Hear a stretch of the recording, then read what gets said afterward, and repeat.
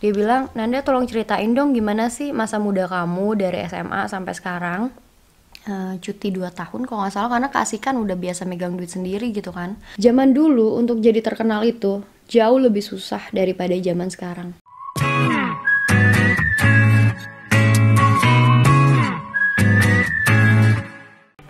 Hey guys, welcome back to my channel with Nanda. Buat kalian yang baru pertama kali mampir di vlog aku, silakan klik link di bawah untuk kenal siapa aku. Dan buat kamu yang belum subscribe, please banget tolong subscribe aku dulu, karena subscribe kamu ini berarti banget buat aku untuk terus membuat vlog secara konsisten. Oke teman-teman, aku mau bikin atau ngebahas video tentang kegalauan satu ibu muda yang anaknya mulai dewasa, mulai remaja. Jadi dia bilang, apa ya? Aku lupa sih ada di ini. Pokoknya intinya gini, dia bilang, Nanda tolong ceritain dong gimana sih masa muda kamu dari SMA sampai sekarang. Biar aku tuh bisa ngasih tahu anakku gitu, jadi orang yang mandiri gitu. Pokoknya intinya kayak gitulah ya. Nah, jadi keluarga aku itu bukanlah keluarga kaya teman-teman. Jadi aku terlahir dari keluarga yang biasa aja. While dulu-dulunya kakek nenek aku lumayan ada, tapi karena menurut aku ya, maaf ya kalau misalnya ada yang tersinggung, karena sistem membesarkan anak di Indonesia itu kalau misalnya punya itu kebanyakan itu dimanjain gitu. Jadi ya aku mau bahas lah intinya gitu. Jadi banyak yang gagal gitu. Jadi intinya keluarga aku tuh biasa aja gitu teman-teman. Terus aku dulu TK, SD, SMP itu di Jakarta, di Depok sama di Jakarta. Terus SMP aku pindah 2 tahun di Bandung, dan di Bandung itu aku bukan Bandung kota teman-teman, aku tinggal di kampung, namanya Kampung Arjasari, maksudnya Kecamatan Arjasari. Jadi rumah, dulu aku pindah ke Bandung itu di rumah nenek aku, di dekat kantor Kecamatan Arjasari, Bandung Selatan, dekat Banjaran, Soreang, pokoknya arah sana lah ya, yang ke arah Ciwidey atau ke arah Majalaya. Jadi kalian yang orang Arjasari, aku juga orang Arjasari. Jadi aku dulu belajar bahasa Sunda karena di sekolah teman-temannya ngomongnya bahasa Sunda gitu kan. Aku yang dulu roaming gitu, sampai aku bisa belajar bahasa Sunda kasar kayak gitu. Aku orang Sunda. Tapi karena aku udah gitu pindah lagi ke Jakarta, aku SMA di Jakarta, aku SMA di sekolah Islam. Jadi buat kalian yang bertanya-tanya apa agamaku, aku Muslim, suami aku mualaf. Nah terus dari SMA itu aku umur 16 tahun, aku udah mulai ikut-ikut dulu tuh modeling gitu teman-teman. Jadi di Kelapa Gading, sekolah model, lomba-lomba gitulah ya. Nah terus 2009 tuh aku menang di Mall La Piazza Kelapa Gading. Dulu aku sama mamaku itu ke Kelapa Gading naik kendaraan umum, naik angkot, naik busway. Kalau nggak salah udah ada busway kayaknya. Jadi mamaku tuh dulu nganterin aku kemana-mana gitu, casting, terus syuting, sampai aku bisa beli mobil sendiri, beli mobil bekas dulu. Awal-awal beli mobil bekas, ganti mobil kayak gitu. Jadi aku dulu tuh honor pertama aku berapa ya, 250.000 apa 350.000 gitu di MD. Jadi resepsionis satu scene kayak gitu, ngangkat telepon. Sampai lama-lama aku dapat FTV, terus dapat sinetron kayak gitu-gitu. Cuman aku sekitar berapa tahun ya di entertain itu, dari umur 16 sampai umur 22 kalau nggak salah. Jadi sekitar 6 tahun aja. Nah dari umur 22 itu aku mulai kayak bosen gitu pas aku kuliah. Jadi aku lulus SMA, terus aku nggak langsung kuliah, aku cuti 2 tahun kalau nggak salah, karena keasikan udah biasa megang duit sendiri gitu kan. Tapi selama aku ada syuting-syuting gitu, aku juga bisnis kayak buka konveksi, clothing. Terus aku jualan air kangen water dulu ya, aku punya mesinnya. Terus apalagi ya dulu, jadi distributor power bank, kayak gitulah. Jadi aku emang dari dulu tuh terbiasa untuk cari uang sendiri, untuk memanfaatkan situasi yang ada, kayak gitu. Terus udah gitu, di saat yang bersamaan aku udah mulai bosan dan aku menyadari kalau misalnya kehidupan pergaulan di dunia entertain itu ternyata nggak cocok sama aku. Jadi aku udah mulai kayak mengenal yoga dan lama-lama ke minimalism gitu. Akhirnya aku downsizing. Jadi downsizing itu aku kayak ngejual dan ngekasihin barang-barang yang memang tidak aku butuhkan banget, sampai make up semua segala macem aku jual. Padahal dulu make up aku tuh lengkap banget, satu box, sampai dulu sekali belanja make up tuh bisa 10 juta. Itu yang tahun berapa itu ya, 2011, 2012 kalau nggak salah. 10 juta di saat itu untuk beli make up. Alat make up tuh mahal banget gitu teman-teman. Nah, dari situ aku mulai merasa kalau nggak beres nih sama aku gitu, karena aku terlalu kayak percaya diri, terus aku terlalu karena aku ngerasa aku mampu gitu. Jadi ketika dulu aku banyak disepelekan sama orang-orang terdekat, ada juga keluarga yang menyepelekan gitu kan. Ya waktu aku awal-awal dulu kayak casting apa gitu-gitu, mereka tuh kayak ngapain sih dia casting, ngapain sih gitu kayak. Terus pas udah mulai terbukti, aku mulai muncul di TV kayak gitu, mereka mulai, dan aku mulai punya mobil apa segala macem gitu ya, mereka mulai baru sadar ternyata aku memang bisa gitu, aku tuh qualified, aku bisa membuktikan. Terus udah tuh lama-lama aku nggak mau lagi syuting karena aku pikir aku harus merubah jalan hidup aku. Sampai akhirnya aku menekuni yoga, terus aku ikut banyak teacher training. Aku ikut teacher training tuh di Indonesia dari guru-guru internasional, dari di luar Indonesia juga, di luar negeri gitu. Aku ikut training, workshop sana sini gitu ya. Sampai akhirnya aku ngajar yoga full time gitu. Itu masih dibarengin juga sama awal-awalnya. Sebelumnya aku kayak masih MC, presenter gitu. Bahkan sebenarnya waktu aku dulu ketemu Dennis, itu aku lagi bawain presenter acara motor namanya Adira Motomax di Antv dulu tahun 2011. Jadi udah lama banget teman-teman. Jadi kalian bisa bayangin gak sih gimana karakter aku ketika teman-teman seumuran aku, mereka masih nongkrong sana sini, masih minta duit sama orang tuanya, sedangkan aku tuh udah mandiri, udah bisa cari uang sendiri, terus punya mobil, udah gitu aku punya asisten, terus juga tapi dulu aku memang kerja keras banget sih teman-teman. Jadi ada masanya ketika aku dapat syuting stripping itu dulu, itu aku berangkat ke lokasi dari jam 7 pagi, terus aku baru selesai besoknya jam 9 pagi. Itu mata aku udah gak kuat buat nyetir. Aku gak punya supir ya waktu itu, aku nyetir sendiri. Mata aku udah gak kuat buat nyetir sampai itu lokasi syuting di Taman Mini, deket-deket Taman Mini Cipayung. Terus di tol Taman Mini mata aku udah gak kuat nyetir, aku putar balik ke lokasi syuting, aku tidur di mobil karena mata aku gak kuat, dan itu bahaya teman-teman.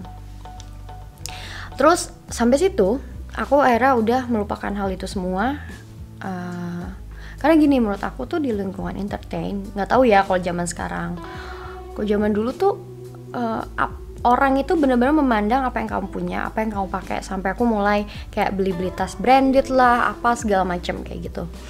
Terus pergaulan juga gimana ya, mulai kenal cowok-cowok yang kayak setengah om-om gimana sih, yang umurnya 30-an, 40-an gitu, yang mereka juga ngelihat cuman cewek tuh dari cantiknya doang, terus dia siapa udah muncul di TV lah, kayak gitu-gitu. Makanya aku sih nggak heran sebenarnya ya kalau misalnya kemarin-kemarin tuh banyak kayak prostitusi online, terus artis-artis banyak yang kayak gitu-gitu, karena itu emang di entertain tuh udah wajar gitu teman-teman. Soalnya banyak juga yang kayak makan malam yuk, makan malam gitu, nanti dikasih uang kayak gitu dari makan malam doang.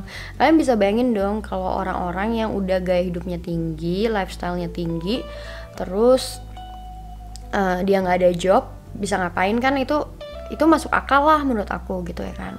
Nah akhirnya aku stop itu susah sih, stop bener-bener semuanya, karena aku juga harus berusaha untuk financing, untuk membiayai diri aku. Gimana caranya aku dapat uang tapi aku nggak syuting gitu. Nah pada akhirnya sampai aku yang training yoga gitu-gitu, sampai aku ngajar yoga, dan kebetulan networking aku udah bagus gitu. Jadi aku udah mulai ngajar sana sini, private segala macem. Terus dan aku selama berapa tahun itu ya, itu dari aku tahun 2016 stop, 2015 udah stop, sampai sekarang masih ada sih beberapa yang kenalin aku ya, tapi aku tuh nggak mau gimana sih, kayak ini loh gue dulu suka ada di TV atau apa gitu-gitu, aku nggak mau teman-teman. Jadi aku pengen orang itu tahu aku, kan sekarang aku mulai nge-YouTube gitu kan, udah dari akhir 2018. Aku tuh pengen ya orang tahu aku karena aku vlogger gitu, karena aku punya YouTube channel kayak gitu.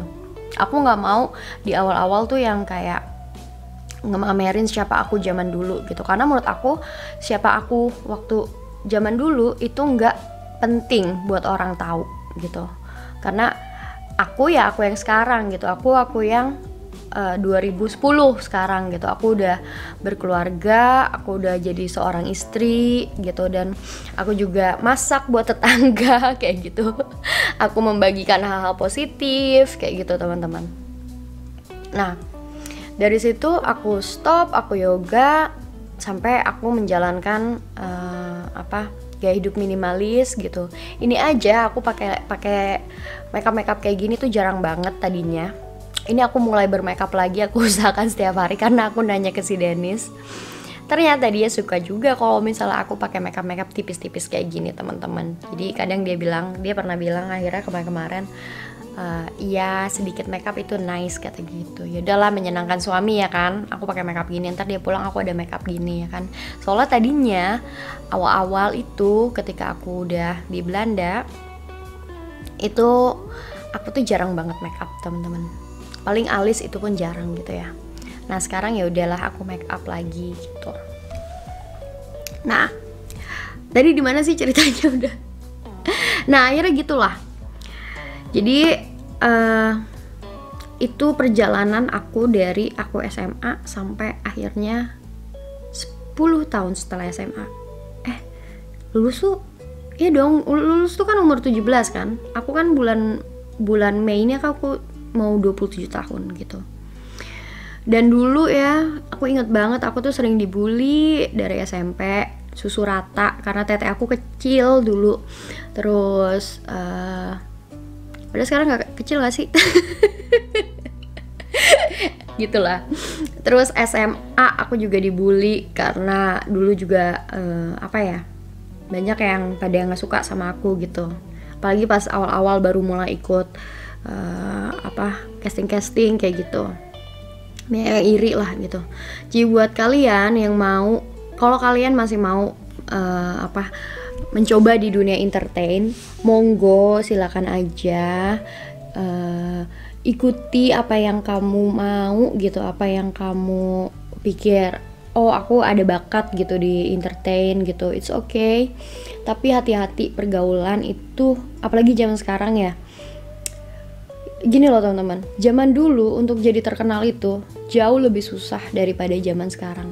Zaman dulu aku tuh udah kayak berpuluh-puluh kali gitu ada di FTV, terus beberapa kali dapat stripping gitu kan muncul di TV. Itu tuh buat terkenal itu susah, karena dulu tuh sosial media nggak se-hip sekarang gitu, nggak se-booming sekarang sosial media.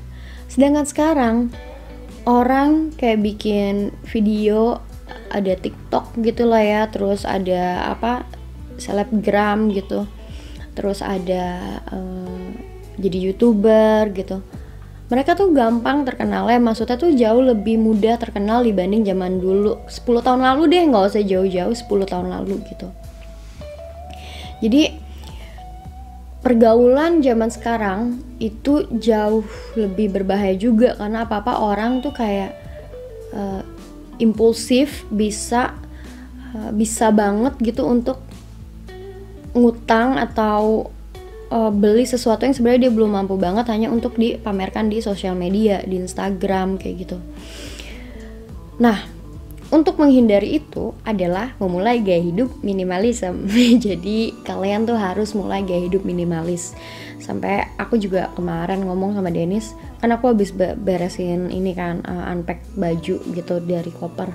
Terus sampai aku ngomong sama Dennis, kayak kita harus di cutler lagi deh nih, baju-baju kita udah mulai agak kebanyakan gitu, jadi yang nggak kepake mendingan kita sumbangin deh ke orang gitu, aku bilang. Soalnya itu aja aku yang kalian tahu sendiri, lemari aku tuh cuma sepintu gitu, itu berdua sama Dennis kayak gitu. So buat kamu yang lagi pencarian jati diri dari SMA, jangan pernah menyerah.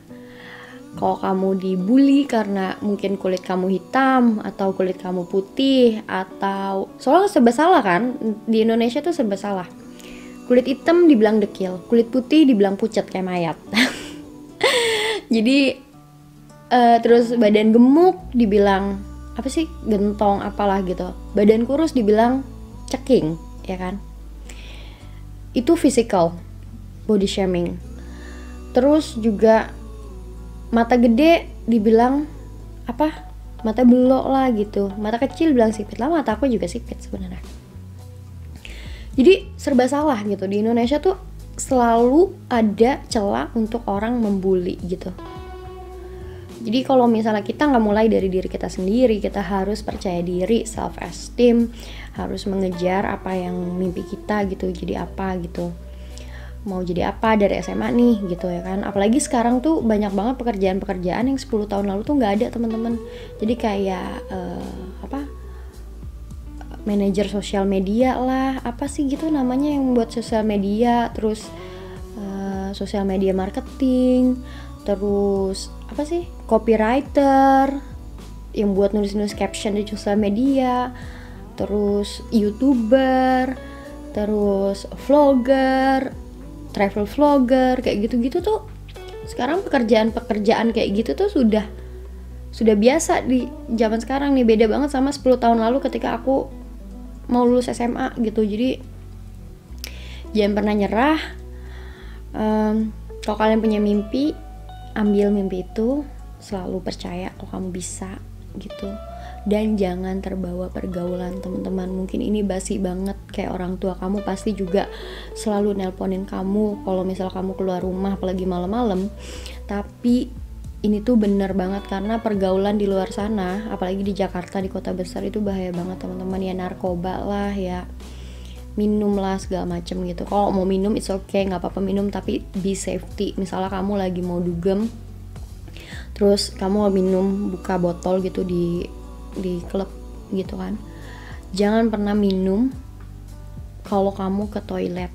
Jangan pernah minum gelas yang sama di meja kalau kamu ke toilet. Karena dulu aku juga pernah muda gitu ya, aku pernah ABG. Jadi waktu aku baru lulus itu aku sering banget dugem, karena teman aku kebetulan DJ. Jadi setiap dia perform, aku pasti dugem di Kemang. Tapi aku nggak pernah main sampai ke kota-kota. Jadi aku selalu dugem di Kemang, di Jakarta Selatan. Dan itu batasku cuma minum dulu, wine yang gitu-gitu. Terus cuma dulu ya papa aku kalau aku dugem, dia tuh selalu bangun sampai nungguin aku pulang. Jadi nelponin, kamu di mana gitu-gitu. Jadi itulah susah punya anak perempuan.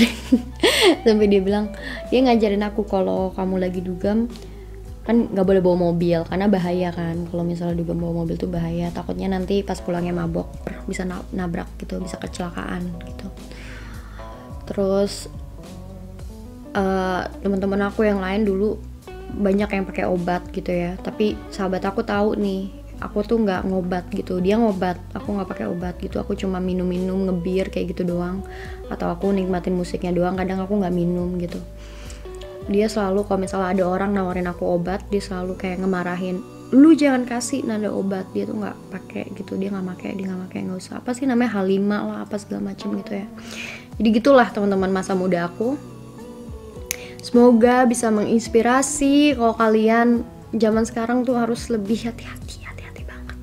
Karena kalau nggak hati-hati itu kayak menentukan banget siapa pasangan kita, teman-teman. Jadi gini, kalau kamu mau dapat pasangan hidup yang baik, kamu juga harus memperbaiki diri kamu sendiri dulu. Ini bukan masalah kayak aku ngasih tahu secara agama atau apa ya, tapi bener deh, kalau kita udah bener nih, insya Allah pasangan kita itu juga mencerminkan siapa diri kita gitu. Jadi kalau misalnya mungkin kalau aku masih sebandel yang dulu, kalau aku masih yang segaul yang dulu, hura-hura yang dulu gitu ya, mungkin Dennis juga gak bakal mau jadi pasangan aku gitu. Karena pas aku udah mulai deket sama dia, aku udah mulai yoga, aku udah mulai kayak meninggalkan gaya hidup yang kurang berfaedah gitu, dan dia jadi mau untuk menunjukkan keseriusan dia kayak gitu, teman-teman. Jadi jangan galau kalau misalnya masih SMA, masih pencarian jati diri, ikutin apa kata hati kamu. Oke? Thanks for watching, semoga bermanfaat sesi curhat kali ini. I see you guys in my next video. Bye bye. Tot ziens.